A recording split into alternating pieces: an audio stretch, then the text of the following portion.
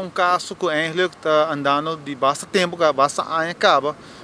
Está se agora, alguns anos atrás, tá tinha situação na secção de vrijmaking, onde ambtenaren, um colega membro, tá fazendo uso de um auto personal para fazer clearance de container, dus maak vrij containers que também com carga. Então, aqui nada caminho com disputa eigenlijk, onde kikuta vergoeding ku ambtenaar tingo haya pasora na 2017 minister bin com beleid onde ku nang schaf af kilometer vergoeding wanneer antes ambtenaren por aí kilometer vergoeding onde ku na tingo hou bij quando kilometer anta corre com auto para sin vergoeding pero segundo beleid novo mirando ku kilometer vergoeding aqui na anta consumir muito tempo para que você controle, então nós temos um beleid onde está partida de 4 categorias, onde está depende com hobby, com regelmatig usa o auto para trabalho, que é o auto personal. Então aqui nada caminho com nossa tem uma diferença de opinião com o governo, com o land, com o DERHA, onde não quer dar ambtenaren vergoeding para categoria C, qual também se botar se usa o auto não muito hobby, então é outra categoria, a categoria data, onde você usa o auto regularmente, constantemente. Então sei que onde nós também com colega de vrijmaking, está usa no auto tour dia, depende quanto container tem um dia, na tem que trabalhar de negócio para negócio para maak vrij containers. Então lamentavelmente tá com nós sabia que nós chega até um hoger beroep para poder haya nossa razão, para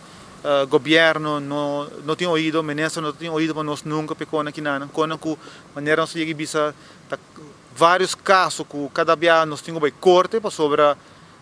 bom não pode haya ouvido de ministro, bom não pode haya ouvido de governo para evitar que o tenho caminha não que dura anos, maneira nós estamos em 2022 e que o caso não que está andando de 2018, 2019 acaba, que pero me digo bisa hobby contento sim que nós sabemos a razão de hoger beroep para pôr ponto final nessa aqui e me digo bisa me digo uma palavra de para bem para colega não membro não que persistir que não há dúvida de não direito na para forte apesar que está tem momento não que nós quer vai dar step mais forte pero